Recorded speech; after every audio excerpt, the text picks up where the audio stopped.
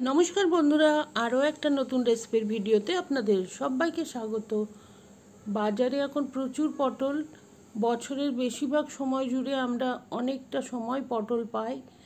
আর পটলের একঘেয়ে ঝোল বা কোনো রকমের মশলাদার সবজি খেতে খেতে বোর হয়ে যায়।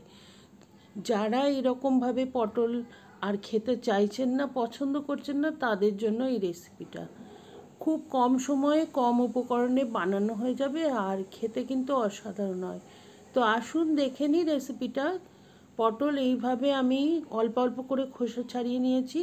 তারপরে আপনি গোটাও রাখতে পারেন, অর্ধেক করেও নিতে পারেন। এই পটলগুলো একটু বেশি লম্বা লম্বা বলে আমি 4 ভাগ করে নিয়েছি। আর 500 গ্রাম পটল আমি এইভাবে কেটে নিয়েছি। কড়াইতে দিয়ে দিচ্ছি সর্ষের তেল। তেল একটু বেশি লাগবে, মোটামুটি 4 টেবিল চামচ তেল দিয়েছি। 1 চা চামচ কালো জিরে দিয়ে দিলাম আর দিয়ে দিচ্ছি 4টে চেরা কাঁচা লঙ্কা। ভালোভাবে কালো জিরে ভাজা সুন্দর গন্ধ বের হয়ে গেলে আমি ধুয়ে রাখা পটলগুলো দিয়ে দেব। পটল প্রথমে দিয়ে খুব ভালো করে তেলের মধ্যে নাড়াচাড়া করে একটুখানি সময় ভেজে নেব।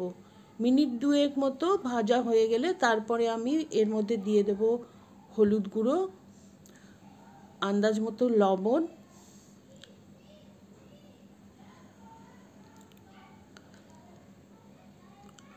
আর দেব একটু কাশ্মীরি লঙ্কার গুঁড়ো। কাশ্মীরি লঙ্কার গুঁড়োটা সম্পূর্ণভাবেই অপশনাল, আমি এখানে কালারের জন্য দিয়েছি। আপনাদের পছন্দ না হলে এটা স্কিপ করতে পারেন।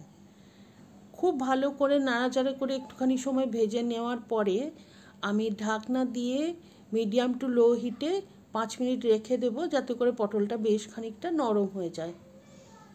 এখন 5 মিনিট বাদে ঢাকনা খুলেছি আর দেখুন পটল কিন্তু নরম হয়ে গেছে, পরিমাণে অনেকটাই কমে গেছে।